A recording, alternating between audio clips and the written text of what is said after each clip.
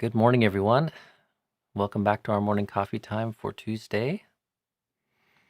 How is everyone? I was horrified yesterday after we finished up with Ajahn Sona, checking up on the files to realize that there was a horrible echo all along yesterday. So my sincere apologies. I think we had everything set up the way it has always worked, but something happened there.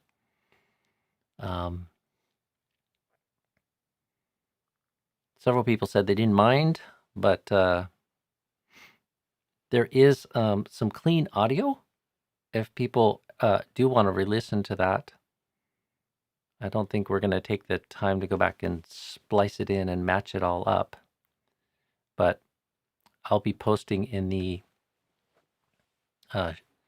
description for people that come and look at it later. This link here goes to that particular piece of audio on Ajahn's podcast feed, which you can get on Apple iTunes or Anchor Audio or your favorite podcasting app. So people are looking for that. That's not an active link. You can't click on that. But if you want to write down that short link, bit.ly 39UV5KB. So that has the clean audio. Oh, and interesting enough, I see lots of reports from people that you didn't hear an echo yesterday. So that's very strange. I didn't hear an echo yesterday. Ajahn didn't hear an echo yesterday, but the video that is up on YouTube has a bit of a strange echo to it for reasons that are not yet determined. So, well, that makes me happy if, at least for the live participants, it sounded good. So, my question is about the recollection of the Devas practice. I have read how the suttas describe it. Can you please offer advice on how a layperson should practice? For instance, I'm not clear on the point of faith conviction. Is it faith and conviction in the higher levels, or is it in myself and my ability to reach those places? So, and that is a question from Richard in Florida. So, Richard, I don't really have much experience and have never really looked into the details of recollection of the devas. So, if you've kind of turned to the suttas and maybe even looked a little bit at the commentarial expansion on how one might practice that, I don't know that I can offer a whole lot. My basic understanding or remembrance of that is it is a practice to kind of inspire and nurture one's faith and to give rise to joy in the mind. So in Buddhist cosmology, the reason people are reborn in higher heavens, which are free of coarser forms of dukkha, is due to past good karma and the accumulation of merit. And so they enjoy a happy existence. They still suffer, but in exceedingly sort of refined and subtle ways compared to the suffering of the human realm or the animal realm or the lower realms. And it's kind of like my understanding of it is a bit of it is sort of a rejoicing, almost like mudita, rejoicing in the beauty and the goodness.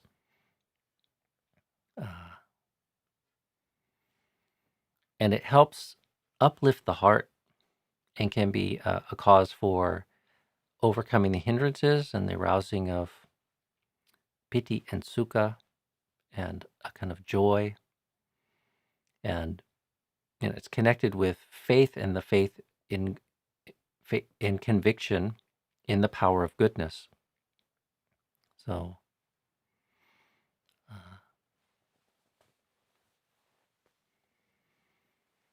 and your question was sort of, is this supposed to be a practice about cultivating your ability to attain those realms? Not necessarily, from my understanding. You can take that up as a practice merely as a way to put forth right effort and overcome the hindrances and develop happiness and joy. And all the meditations have unique side effects, akin to, I guess, various drugs, which is a bit of a negative analogy. So, there are many different painkillers you can take if you have a headache, and they all have some sort of benefit, but they also have some sort of side effect. And I think the various forms of meditation are like that as well. So they all are ways that we can operationalize right effort and purify the mind from the afflictions of the hindrances and negative emotions.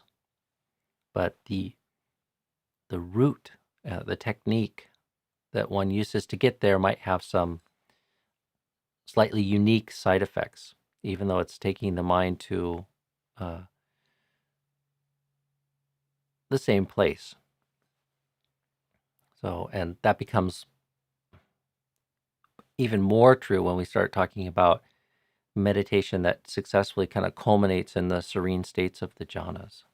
So, hope that helps.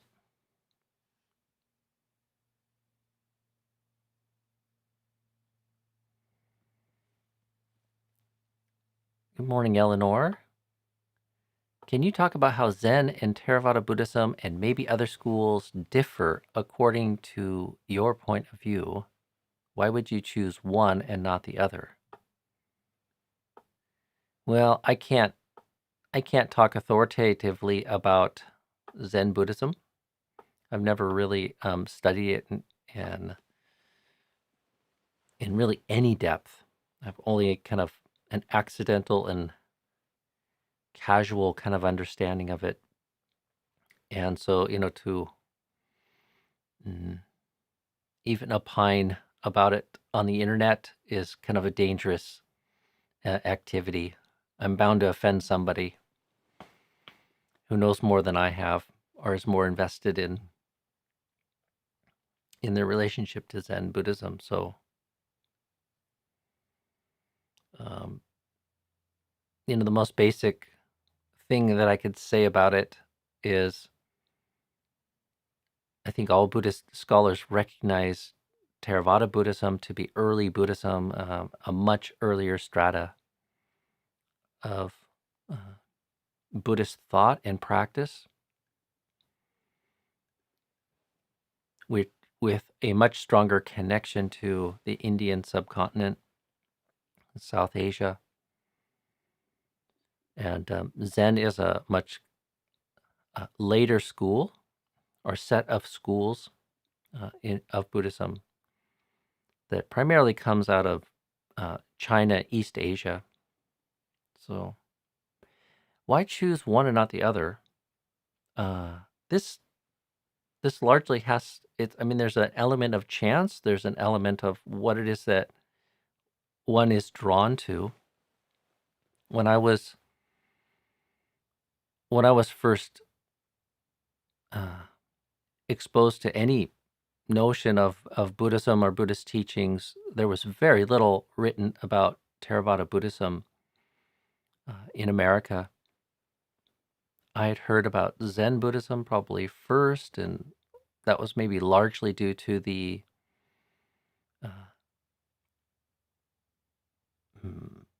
popularization by, say, the Beat poets and maybe the hippie generation. And whatever that ended up in popular culture, some of those ripples and currents kind of uh, were still there when I was a teenager and in my early 20s. And I loved Zen art and the Zen aesthetic, but, the few writings that I came across, or even people talking about Zen teachings and practice, didn't appeal to me or make much sense to me. So, but I didn't look into it very deeply. Um, and I came across a little bit of Tibetan Buddhism. Picked up a copy of the Tibetan Book of the Living and Dead, or Tibetan Book of Dying. I can't remember the title. Didn't really appeal to me. I like the idea of it, but I could not get into it in any sort of serious way. And then at some point, I got a fairly early book of His Holiness the Dalai Lama, and I was enthusiastic enough to get a copy of it, but I really didn't have the foundation or background to appreciate it much. So through other means, I had heard about the life story of the Buddha and some of the basic teachings of Buddhism, in particular the teaching on the Four Noble Truths, and some notion that there was a teaching pointing to the three characteristics. But I didn't know that there was a school grounded in the Pali Canon and more centrally focused on those core teachings until I spent some time traveling in India and Asia. So some of it's your karma and your personality, I would say. And when I discovered Theravadan Buddhist and Theravadan literature, it immediately sort of appealed to me. It seemed very humanistic and practical and sensible, and I was at a stage in my life and my interest in spiritual practice that I found it quite appealing. So, and then there's an element of chance, just meeting the right people, being in the right place at the right time. I was able to find out about places where I could learn more and study and practice that. So, and it satisfied my curiosity about Buddhism and Buddhist practice, and never really ever got too serious about studying other schools even.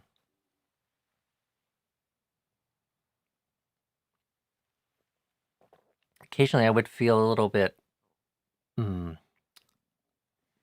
guilty, or maybe like I was being lazy or lax because I hadn't really spent much time reading about other traditions. But as I get older, um, it doesn't bother me that much. I don't have to be an expert on everything. And perhaps I just don't have much uh, karma or comic inclination to those. They interest me on some level, but more so like when I meet sincere practitioners of those schools and traditions, and we can talk about what it is that we enjoy about um, the life and practice of those various traditions.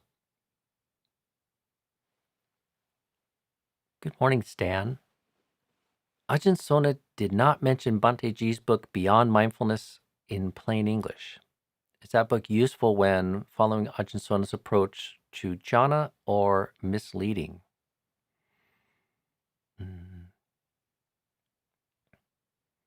I don't know that I can say definitively. We could ask Ajahn Sona, like you might fire off an email to Birkin and he could even offer a short answer. I know that he's maintained a good relationship with Bhante G, and Bhante has asked him to to read drafts of books that he's put out. I'm not sure if he did for Beyond Mindfulness in plain English, but I remember a few years ago, one of the books that Bhante has published in the last couple of years, Ajahn Sona did quite a bit of editing and reading before it went to press. So, but also I think, although I think his approach to jhana is probably quite conversant with a lot of what Bhante teaches, I'm not sure that Bhante Ji is in complete agreement with some of his theories about the nimitta, or at least, my information might be 20 years old, but I remember something about that.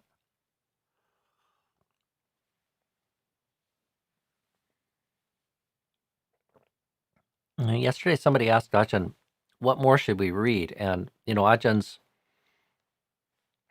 Ajahn was a little reluctant to recommend a lot more reading. The more important thing is in the doing.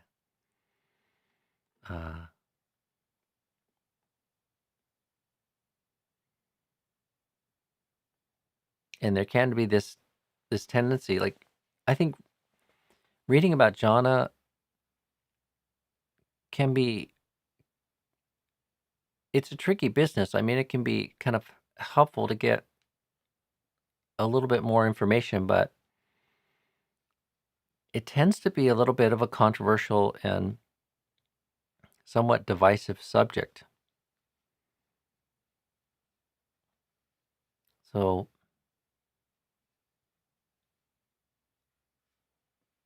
and I think maybe the best, once you understand the basics, and like, especially if you ground yourself in the teachings are there in the suttas, if you have faith that that is the canonical sort of source of information for it, in particular the similes and the models of overcoming the hindrances and establishing the jhana factors. And then I really think it's a question of doing it, putting it into practice, cultivating the conditions, and in particular, like the faith, I think is a critical component. Faith that this is a worthy endeavor, and faith that you can. And I really think the thing that is holding most people back is their faith in themselves, and their ability to cultivate those states is not yet mature. And it is quite an endeavor. It does not come easily to most people, but I do believe it is very natural, and that for most people, it is not beyond their capacities to get an experience of these states of mind. But to do so, one needs to cultivate the conditions and seek out the proper supports. And one of the main ones is to nurture faith that it's a worthy endeavor, and faith that these are things that we can experience. If you don't, you end up in this place of creating some very strange mythologies, I think, and I've heard many of them. If you read the Vinaya and you read the suttas, I mean, there's just numerous accounts of people from all the caste and classes and sexes and monastics and non-monastics practicing these things, Buddhist and non-Buddhist practicing these things, and yet in modern times, and I'll speculate, in many times, people have a very strange set of cultural beliefs and excuses or explanations why they themselves or others are not experiencing these states. And there's periods of time where people just theorize that that was possible then, but not now. Somehow the people of South Asia, born in the time of the Buddha, had different lifestyles and different minds and different karma, and all of that is true on some level, but I don't think that's I think it's a bit of a twisted excuse, to put it bluntly. And even to sort of blame modernism and the complexity of modern life, I think is also just a bit of an excuse.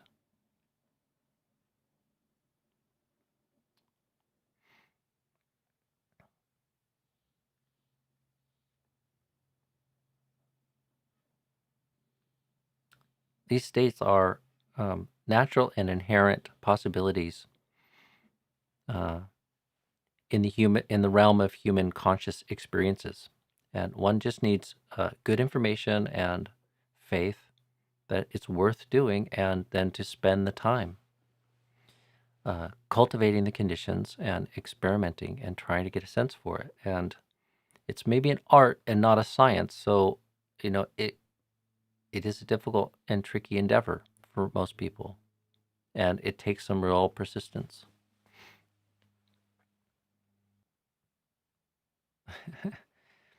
Gustavo, Bhante, the channel has reached a little more than 2,000 subscriptions. Congratulations.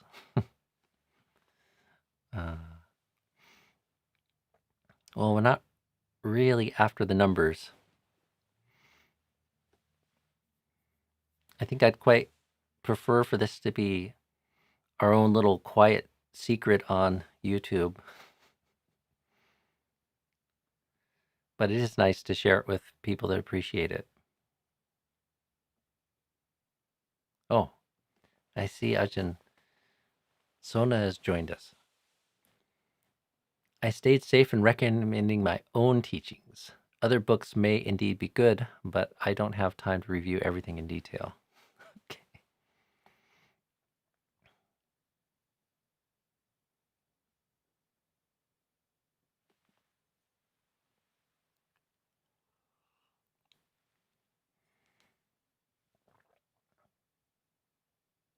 Actually, somebody sent us another copy of Ajahn Sona's book, Bloom, yesterday, which I appreciate. But the way it came and was packaged, I couldn't tell who it was that offered it. So hopefully that person is either here now or will watch this later, and just convey my appreciation for that. So we have 2 copies now, and that's good because we have 3 monks, and 2 monks are reading it right now at the same time. So, but if anyone else is inspired to send us a copy, maybe you can find another monastery or friend who can benefit from it.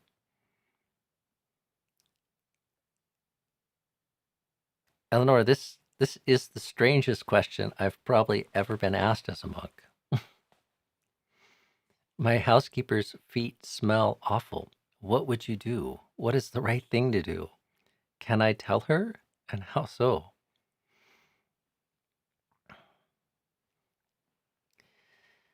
Well, there is some general advice that the Buddha gives on offering sort of feedback or admonishment, as we say sometimes.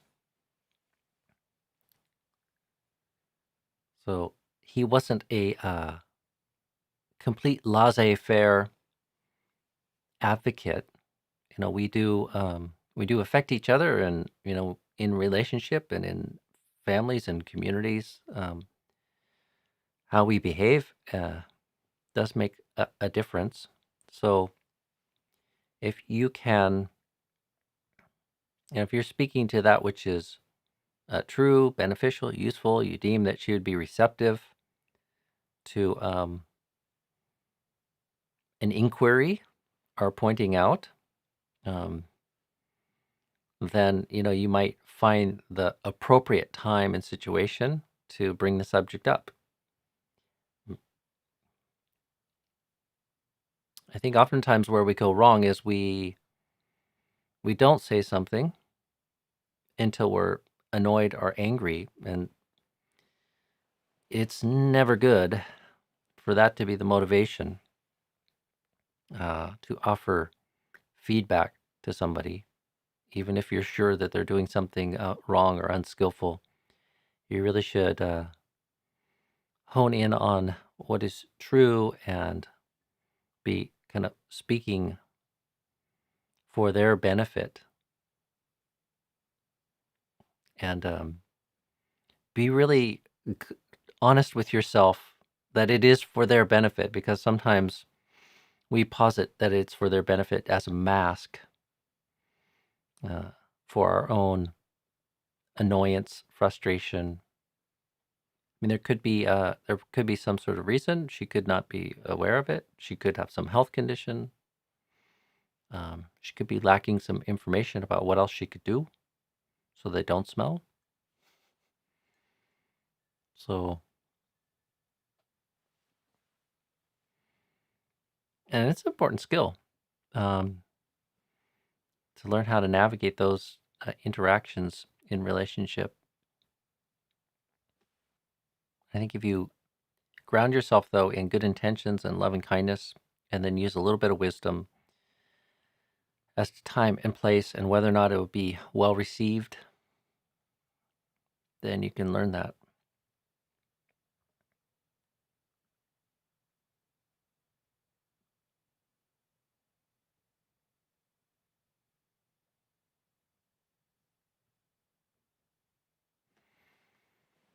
Sumana's been reading The Master and His Emissary and says that it suggests what our modern created obstacles might be. Oh, that's intriguing. I have not read that. Ajahn Sona, I've heard him recommend it many times. I have not worked my way through that. I've been distracted with other things.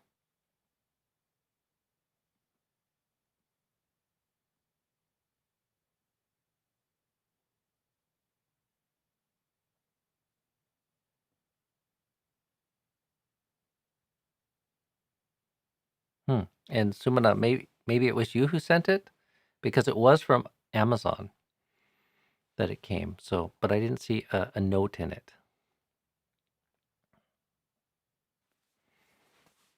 Okay, thanks, Sumana. That's nice to know.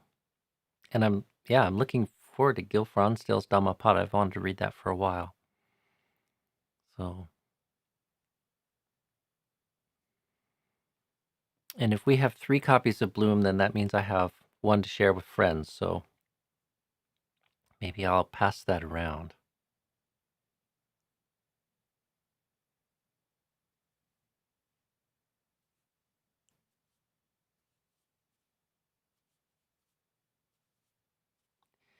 Okay, well, I'm feeling a little bit quiet today, and so I think I'm going to leave it at that. So thank you all for joining me today, and I'll be back tomorrow morning for our Wednesday morning coffee time. So be well, friends, and we'll see you tomorrow morning. Bye for now.